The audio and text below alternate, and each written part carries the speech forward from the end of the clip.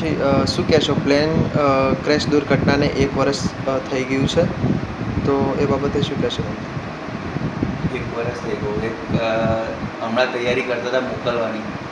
અત્યારે ઉત્સાહ તો મૂક્યા બી પ્લેનમાં ઘરે અમને એમ હતું મેં ત્યાં તૈયાર હતા કે એમને પ્લેન ક્યારે લેન્ડ થાય અને લઈને આવીએ. અને આજે હવે 1 વર્ષ થઈ ગયું. દિવસ નીકળી ગયા પણ એવું એક દિવસ જાણે છે ને સદીઓ બરાબર છે ને એવી રીતે લાગે છે. અત્યારે હાલ ઠીક છે, માણસ ગતા રહ્યા. ઇન્સિડન્સ હતો, બની ગયું, થવાકારક હતું, થઈ ગયું.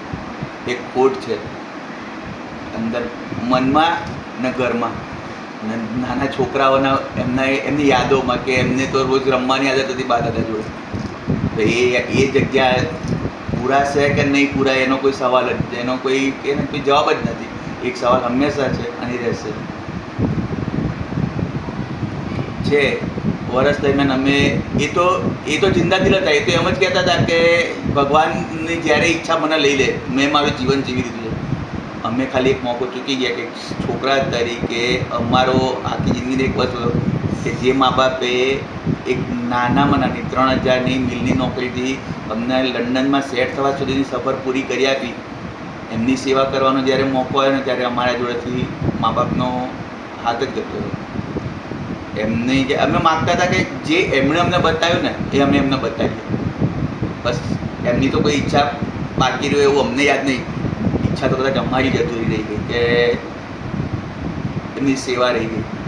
હવે અત્યારે હાલ આખી જિંદગીમાં ક્યાંક ના ક્યાંક કોઈ જોઈએ ને યાદ આવે ને ત્યારે એવું થાય કે આ પપ્પા માટે કરવાનું, આ મમ્મી માટે કરવાનું. એવું આપણે જ્યારે રોજ રોજ કરતા હોય ત્યારે એવું થાય કે આ કરો અને એકદમ ખબર પડે ખબર નથી. હા, એક સવાલ હવે કેટલો દુઃખી કરશે આખી જિંદગી એ તો હવે ખબર અમને બી નહીં. અમે શું કરી શકીએ? અમને એ કહેતા હતા કે તમે કશું ના કરી શકો તો ભગવાનનું નામ દઈ શકો. આ 12 દિવસ છે. અમે 12 તારીખે ઇન્સિડન્સ બન્યો હતો અને અમે 15 તારીખે એમની અંતિમ વિધિ કરી હતી. તો અમે એ જ અનુલક્ષીને 12, 13, 14 ને 15 4 દિવસ અલગ અલગ ધાર્મિક કાર્યક્રમનું આયોજન કર્યું. 12 તારીખે અમે ભજન સંધ્યા રાખી છે. 13 તારીખે અમે સુંદરકાંડનો પાઠ રાખ્યો છે. પપ્પા શનિવાર નાના હતા ત્યારથી દર શનિવાર કરતા હતા. તો સુંદરકાંડનો પાઠ, મમ્મી આનંદનો ગરબો દર નવરાત્રિ કરતા ને એમને ગમતો.